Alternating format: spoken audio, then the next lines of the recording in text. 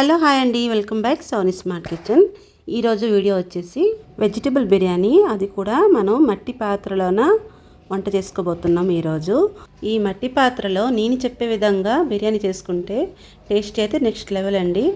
కుండల్లో బిర్యానీ ఎలా చేయాలో చూద్దాం. ఈ వెజిటబుల్ బిర్యానీలో ఏ వెజిటబుల్స్ అయితే కావాలో అవంతా కట్ చేసి పక్కన పెట్టుకోండి. క్యాప్సికమ్, స్వీట్ కార్న్, ఆనియన్, పచ్చిమిర్చి, కొత్తిమీర, కరివేపాకు, క్యారెట్, బఠానీ, టమాటా, అలాగే బిర్యానీ మసాలా అన్నీ రెడీ చేసుకొని పక్కన పెట్టుకోవాలి. అలాగే రైస్ని కూడా 1 అవర్ వరకు రైస్ని నానబెట్టుకొని పక్కన పెట్టుకోండి. ఇక్కడ రైస్ని అయితే 2 గ్లాసులు అయితే తీసుకున్నానండి. స్టవ్ ఆన్ చేసి మట్టి పాత్రని పెట్టండి. తర్వాత మట్టి పాత్ర హీట్ అయినాక ఆయిల్ అయితే ఒక 4 స్పూన్ వరకు వేసుకోవాలి. అలాగే దీంట్లో 2 స్పూన్ వరకు నెయ్యిని కూడా వేసుకోవాలి. ఆయిల్ మొత్తం హీట్ అయ్యాక మసాలా దినుసులు మొత్తం ఇలా వేసుకోవాలి.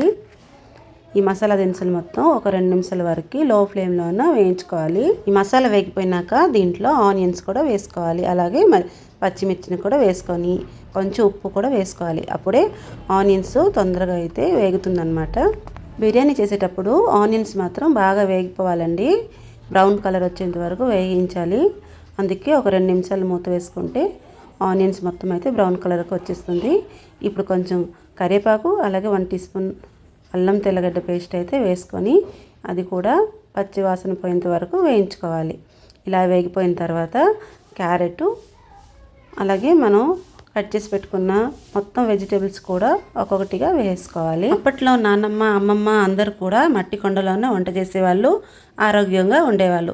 ఇప్పుడు మన బిజీ లైఫ్లో మనకి అంత టైం అయితే లేదు కదండి. అందుకే వారానికి ఒక్కరోజైనా ఇలా మట్టి కొండలో వంట చేయడానికి ట్రై చేయండి. అప్పుడే మన హెల్త్ కూడా బాగుంటుంది. ఇప్పుడైతే వెజిటేబుల్స్ కొంచెం వేగిపోయింది కదండి. ఇప్పుడు టమాటాలు కూడా వేసుకొని ఒకసారి బాగా కలిపేసుకోవాలి. ఇలా కలుపుకున్న తర్వాత దీంట్లో గుప్పెడు పుదీనా, అలాగే కొంచెం కొత్తిమీర కూడా వేసుకోవాలి. ఇప్పుడు ఈ మొత్తం ఒకసారి బాగా కలిపేసుకోవాలి. టమాటా మొత్తం అయితే మగ్గిపోవాలి. దీంట్లో కొంచెం సాల్ట్, అలాగే బిర్యానీ మసాలా కూడా వేసుకొని ఇంకోసారి కలుపుకోవాలి. ఈ టమాటా మొత్తం బాగా మగ్గడానికి ఒక 2 నిమిషాల వరకు అయితే ఇలా మూత వేసుకోండి. 2 నిమిషాల తర్వాత టమాటా మొత్తం అయితే మగ్గిపోయిందండి. ఇప్పుడు మనం నానబెట్టుకున్న రైస్ మొత్తం అయితే ఇప్పుడు ఈ మసాలాలో వేసేసుకోవాలి. ఇలా వేసుకున్న తర్వాత ఈ మొత్తం ఒకసారి కలుపుకోవాలి. చూడండి, మొత్తం కలుపుతుంటే ఎంత కలర్ఫుల్గా కనిపిస్తుంది కదండి. ఇలా కలుపుకున్న తర్వాత దీన్ని కూడా ఒక 1 మినిట్ వరకు అయితే లో ఫ్లేమ్లో చేసుకోవాలి.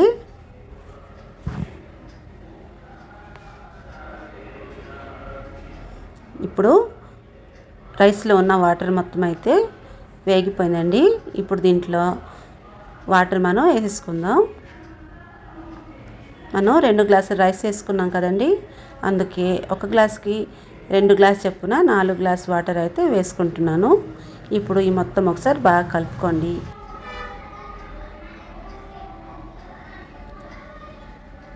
ఇప్పుడు ఒకసారి ఈ వాటర్ని అయితే టేస్ట్ చేయండి. ఉప్పు సరిపోయిందో లేదో తెలుస్తుంది. ఒకవేళ ఉప్పు తక్కువ అయితే ఉప్పు వేసుకోండి. ఇప్పుడు ఒకసారి బాగా కలిపేసుకోండి. ఇప్పుడు హై ఫ్లేమ్లోన ఒక 5 నిమిషాల వరకు ఇలా మూత వేసి వదిలేయండి.